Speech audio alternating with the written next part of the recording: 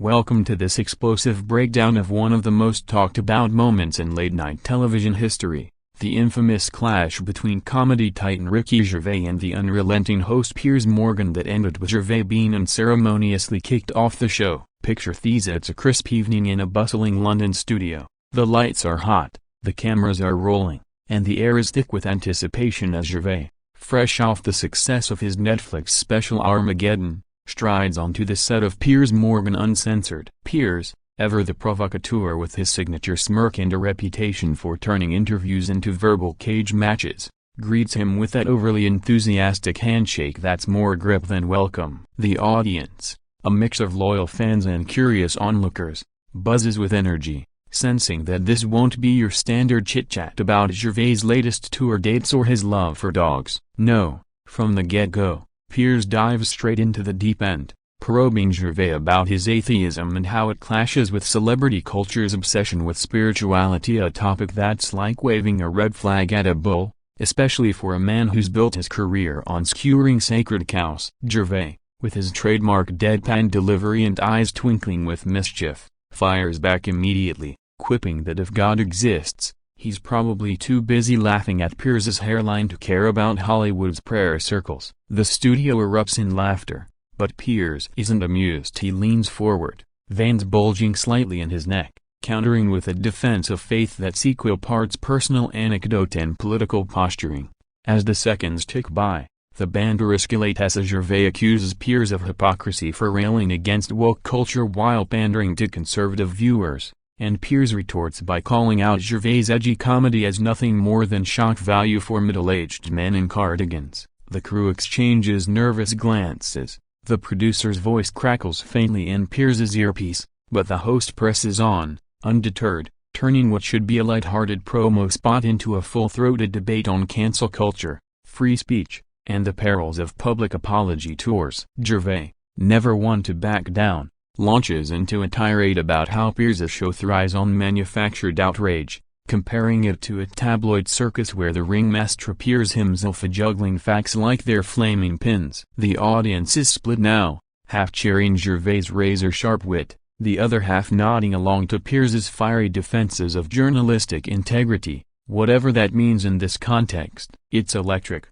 raw, and utterly unscripted, with Gervais gesturing wildly, his voice rising in that distinctive nasal timbre that makes every punchline land like a haymaker. Piers, red-faced and animated, slams his hand on the desk, demanding Gervais apologize for a past tweet that mocked mental health awareness, a low blow that ignites Gervais like a match to dry tinder. Apologize? For what? Telling the truth? Gervais shoots back, his laughter turning bitter as he recounts the time Piers himself dodged accountability after a plagiarism scandal. The back and forth builds like a storm, thunderclaps of applause punctuating each barb, while off-camera, assistants whisper urgently about commercial breaks that never seem to come. This isn't just an interview anymore, it's a reckoning, two alpha egos colliding in a spectacle that's equal parts hilarious and horrifying. As the minutes stretch, Gervais drops a bombshell, revealing an off-the-record story from their mutual friend about Piers's diva demands on sated details that paint the host as a control freak extraordinaire. Piers's eyes narrow to slits,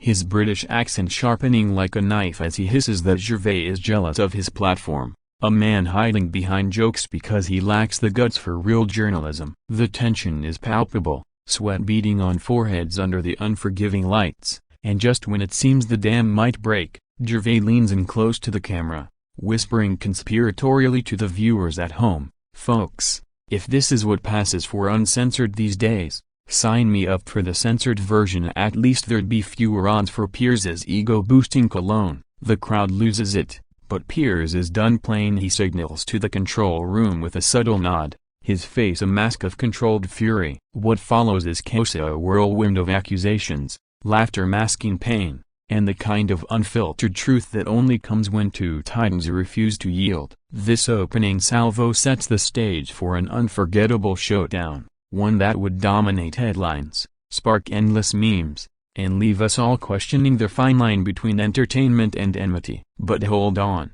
Because we're just getting started. The real fireworks are yet to explode as the conversation spirals deeper into the abyss of personal vendettas and cultural critiques. Gervais, ever the philosopher comic, weaves in references to his Afterlife series, drawing parallels between Tony's grief and Piers's apparent vendetta against anyone who dares challenge his worldview. Piers counters with stats on declining comedy standards, blaming it on snowflake audiences, only for Gervais to dismantle that narrative with a single, devastating anecdote about a heckler who turned out to be Piers's own producer in disguise. The studio feels smaller now, the air heavier, as if the walls themselves are leaning in to eavesdrop on his private tour made public. And through it all, Gervais' wit shines like a beacon, cutting through the bluster with precision and poise, reminding us why he's not just funny, he's fearless. As the dust from the initial salvos begins to settle, or so we think, Piers Morgan seizes the reins once more, pivoting to what he bills as a friendly debate on animal rights, a topic close to Gervais' heart given his vocal advocacy for veganism and shelter dogs. But friendly, hardly. Piers, with a gleam in his eye that screams gotcha journalism, pulls up a clip from Gervais' stand-up where he jokes about eating bacon during a hangover, framing it as hypocrisy in the face of his preachy social media posts. The audience gasps collectively, a ripple of murmur spreading like wildfire, while Gervais' expression shifts from amusement to outright incredulity, his eyebrows arching like question marks begging to be answered. Piers, mate, that was a bit from 2005, before I evolved past your fashion sense, Gervais retorts, his voice dripping with sarcasm that could curdle milk. The host chuckles, but it's forced, a tinny sound that doesn't reach his eyes as he doubles down, accusing Gervais of virtue signaling for likes while privately indulging in leather jackets and dairy delights. This strikes a nerve. Gervais' face hardens, his usual playful demeanor cracking to reveal the passionate activist beneath, the one who's donated millions to animal causes without fanfare. He launches into a passionate monologue, painting vivid pictures of factory farms as modern-day hellscapes, his words painting strokes of horror that silence the room as stories of calves torn from mothers, chickens crammed into spaces smaller than a briefcase, and the quiet suffering that haunts our dinner plates. Piers interrupts, waving a hand dismissively, countering with arguments about cultural traditions and economic necessities, his tone patronizing as if lecturing a child on the realities of the world. But Gervais isn't having it. He fires back with facts and fury, citing studies on meat's environmental toll, linking it seamlessly to climate denialism that Piers has flirted with in past rants. The exchange turns personal fast as Gervais alludes to Piers's ex-wife's cookbook full of steak recipes, a jab that lands like a sucker punch, eliciting groans and giggles from the crowd. Piers's cheeks flush crimson, his fingers drumming the desk like a metronome of mounting irritation, as he steers the ship toward safer waters, or so he thinks. Celebrity feuds. He brings up Gervais' infamous Golden Globes roast, praising it effusively before twisting the knife by suggesting it was all scripted fluff, not the brave takedown Gervais claims. Oh, the irony. Piers, king of scripted outrage, calling out authenticity? Gervais laughs, a belly-deep guffaw that echoes through the studio, before dismantling the claim piece by piece, recounting off-mic moments where stars begged for mercy, only to receive more. The audience is eating it up now. Phones out capturing every zinger, social media already ablaze with live tweets hailing Gervais as the underdog hero. But beneath the humor, there's steel. Gervais challenges Piers on his own history of walking off sets, from GMB meltdowns to CNN walkouts, questioning if this is just another tantrum in the making. Piers bristles, his voice rising an octave as he defends his exits as principled stands, not diva fits, and in the heat of the moment, lets slip a barb about Gervais' weight gain post-lockdown, a low that hangs in the air like smoke from a fired gun. The room freezes. Even the laugh track feels artificial in its absence. Gervais, to his credit, doesn't flinch. Instead, he turns it into gold, riffing on body positivity with self-deprecating flair that has everyone roaring. But his eyes betray the hurt, a flicker of vulnerability in a man armored by wit. This pivot exposes the underbelly of their clash, not just ideas, but insecurities laid bare under Klieg lights. As commercials loom, the producers' pleas grow frantic in Piers's ear, but the host ignores them, pushing further into Gervais' family life, probing about his brother's activism versus his own escapist humor. Gervais parries with grace, sharing a tender story of his niece's first vegan birthday party derailed by Piers's tabloid coverage of celebrity diets, turning accusation into anecdote. The back and forth weaves a tapestry of tension and tenderness, laughter punctuating pain, as these two Brits bare their souls in ways neither anticipated. Yet, the clock ticks mercilessly, and with each exchange, the chasm widens to Piers demanding concessions Gervais won't give, Gervais exposing hypocrisies Piers can't hide. It's mesmerizing, a dance of dominance where every step risks a fall, and as we edge closer to the breaking point, one can't help but wonder, how much more can this powder keg contain before it blows? The answer, as we'll see, is not long at all. Midway through this verbal joust, with the studio lights casting long shadows that mirror the growing divide between host and guest, Piers Morgan decides to up the ante, pulling a classic move from his playbook, the surprise guest appearance. But instead of a celebrity ally, he introduces a pre-recorded video message from a conservative commentator who's long been Gervais' online nemesis, a firebrand who's accused the comedian of plagiarizing jokes from dusty British pantomimes. The screen flickers to life, the commentator's gravelly voice booming through the speakers, dissecting Gervais' latest special with surgical disdain, calling it recycled atheism wrapped in cat memes. The audience shifts uncomfortably, a few chuckles escaping but mostly met with awkward silence, as Gervais sits there, arms crossed, his face a masterpiece of controlled chaos, lips pursed, eyes rolling so hard they nearly achieve orbit. When the clip ends, Piers turns to him with feigned innocence, asking, "Thoughts, Ricky?" "Fair critique." It's a trap, plain as day, designed to bait Gervais into a rant that could be clipped and viralized as Gervais melts down. But our man is no novice. He exhales slowly, then unleashes a torrent of hilarity laced with heat, likening the critic to a hamster on the wheel of irrelevance, spinning furiously but going nowhere except into Piers's DMs for airtime. The crowd explodes, applause thundering like a summer storm, but Piers's smile tightens, his fingers steepled in that telltale sign of brewing storm. He counters by defending the commentator as a voice of reason in a mad world, pivoting to broader themes of media bias and how comedians like Gervais weaponize humor to silence dissent. Gervais, leaning back in his chair with the nonchalance of a king on his throne,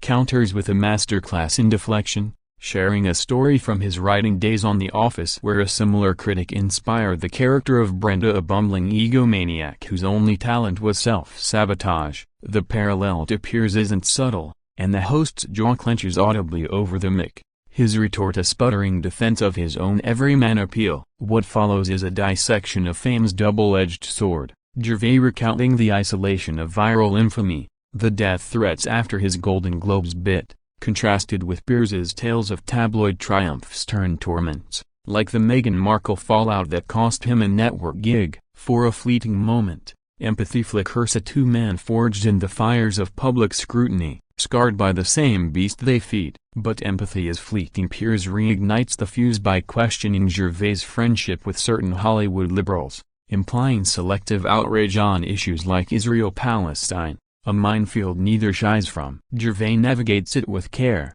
advocating nuance over slogans, his voice softening as he invokes personal losses from conflicts abroad, drawing from letters fans send about loved ones in Gaza. Piers pushes, demanding black and white allegiance, his own biases peeking through like cracks in a facade. The exchange deepens, touching on immigration, Brexit's lingering ghosts, and how both men's comedy has been weaponized by opposing sides. Gervais barbs at Tories twisted into leftist manifestos, Piers's rant co-opted by far-right echo chambers. It's profound, this unintended dialogue, laced with humor that humanizes the horror. Gervais joking that if aliens invaded, Piers would interview them first, only to deport them for bad accents. Laughter breaks the ice, but the chill returns when Piers accuses Gervais of dodging taxes via offshore trusts, a baseless rumor that's nonetheless stung before. Gervais' response is volcanic. He stands halfway from his seat,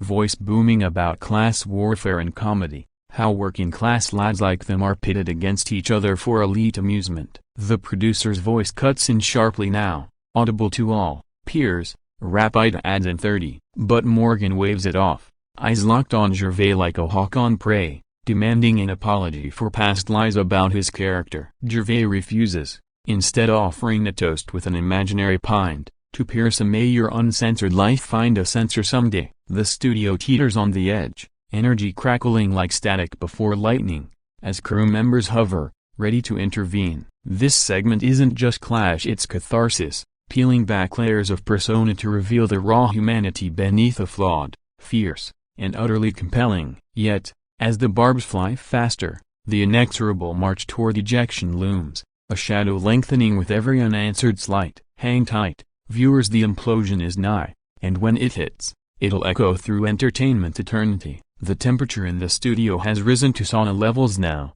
not from the lights but from the sheer velocity of invective bouncing between Ricky Gervais and Piers Morgan, like a particularly vicious game of verbal ping-pong. Piers, sensing perhaps a need to regain footing or simply unable to resist the thrill of the hunt, shifts gears to Gervais' love life, or lack thereof, in the public eye, probing with that faux concerned tone about why a man of his success remains unmarried, tying it clumsily to commitment issues in his writing. It's a cheap shot, the kind that would get lesser hosts laughed off stage, but delivered with Piers's gravitas, it lands with a thud, the audience murmuring in discomfort as Gervais' partner, Jane Fallon, isn't there to defend but feels the sting vicariously through 1,000 live streams. Gervais pauses, the room holding its breath, then unleashes a response that's pure poetry and profanity, a rolling soliloquy on privacy as the last bastion of sanity in fame's madhouse, interspersed with jabs at Piers's own matrimonial merry-go-round of 3 wives,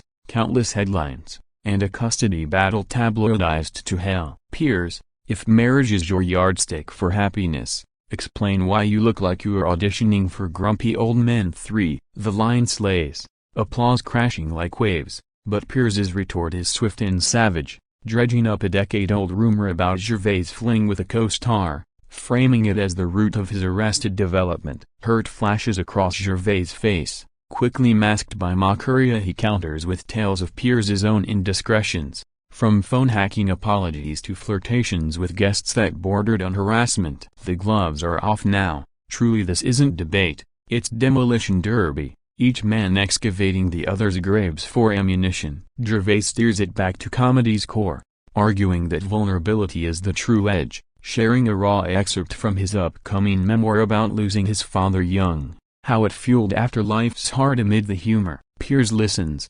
momentarily subdued, then twists it. "So you profit from pain, Ricky?" "Noble." The accusation hangs heavy, prompting Gervais to eviscerate the notion, explaining art as alchemy, turning leaden sorrow to golden laughs, while calling out Piers's schadenfreude-fueled career as vampirism on the vulnerable. The audience is rapt, divided loyalties evident in the patchwork of cheers, some chanting "Ricky, Ricky," like a rock concert, others defending Piers as the straight-talking everyman. Off mic, the director's sweating bullets, gesturing wildly for a break, but Morgan's in the zone, his adrenaline-fueled filibuster on masculinity in modern media painting Gervais as a soy boy softy hiding behind veganism. Gervais rises to the bait magnificently, dissecting toxic masculinity with surgical wit, linking it to Piers's own outbursts of the GMB rant that tanked his job, the Twitter storms that alienate allies. "Toxic, Piers,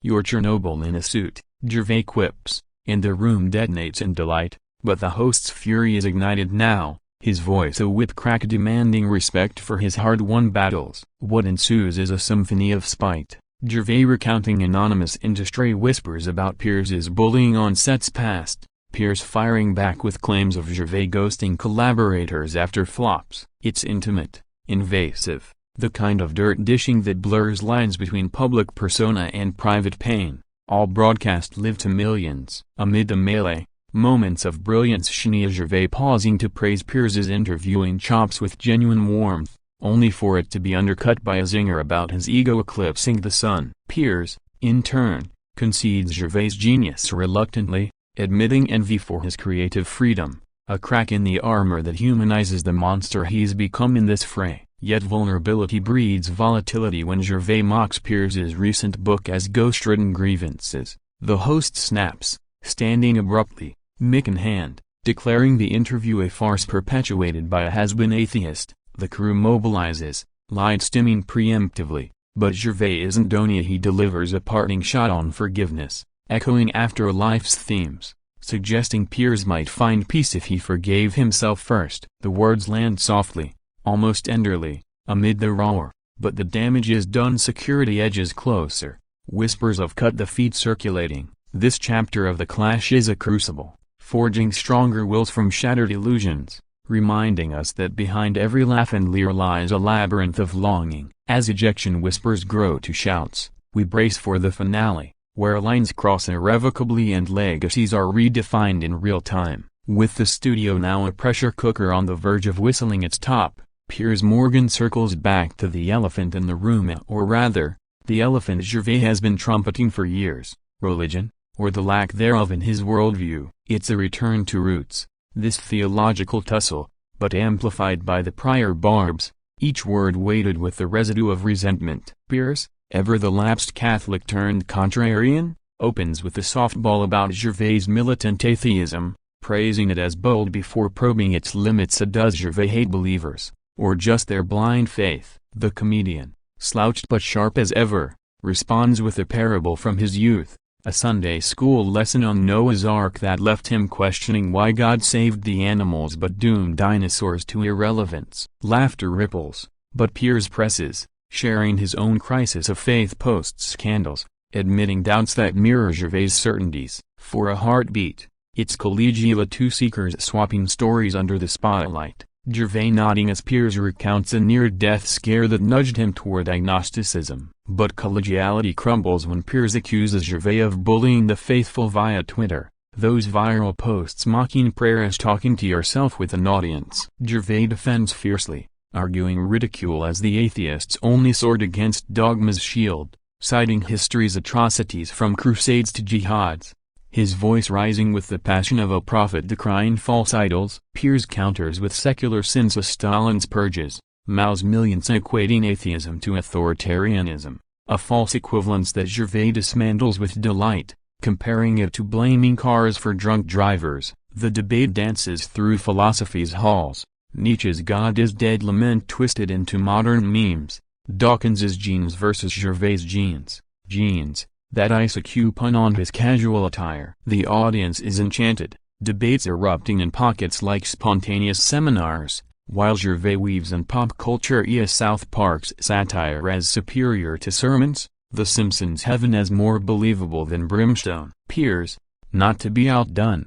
invokes C.S. Lewis, arguing joy's source beyond neurons, but Gervais parries with neuroscience, joking that Piers's joy spikes from retweet highs, not divine intervention. It's heady stuff, laced with levity. Gervais mimicking a televangelist healing Piers's broken moral compass with holy water and hot air. Yet, as profundity peaks, pettiness pierces. Piers questions if Gervais' godlessness stems from daddy issues, a Freudian jab that stings deep. Gervais recoils, then rebounds with a vulnerability bomb, admitting his father's deathbed agnosticism shaped him more than any Bible, tears glinting unshed under lights. The room hushes, empathy enveloping the enmity, Piers murmuring condolences that sound sincere amid the script, but sincerity sours swiftly when Gervais thanks him with a quip about hell freezing over first. Piers erupts, slamming the desk and railing against godless cynicism poisoning society. Accusations avalanche, Gervais called a cultural vandal, Piers a pious hypocrite chasing ratings via rage. The producer's interventions are frantic now. Earpiece please drowned by shouts of 5 minutes over, cut now. But momentum's a monster, unstoppable. Gervais, sensing the endgame, goes for broke, challenging Piers to a live Twitter poll. Who'd win in a faith versus reason cage match? The host declines with disdain, instead demanding Gervais recant a past joke about Jesus as a zombie myth. Refusal fuels fury. Piers stands fully, gesturing to crew, "This interview's over, escort Mr. Gervais out." Gasps echo, phones roll in panic capture mode, as security materializes like specters. Gervais rises slowly, mic still hot, delivering a defiant coda, "Kicked off for thinking? That's not uncensored." Piers, "That's afraid." The feed flickers, commercials crash in abruptly, but the damage reverberates as a clash transcending talk show tropes into testament of truth's cost. This precipice moment crystallizes their divide, one clinging to conviction's comfort, the other championing chaos's clarity. As ejection unfolds, we witness not defeat, but defiance incarnate, a spark that ignites endless discourse on belief's boundaries. The fallout awaits, but for now, savor the spectacle's searing soul.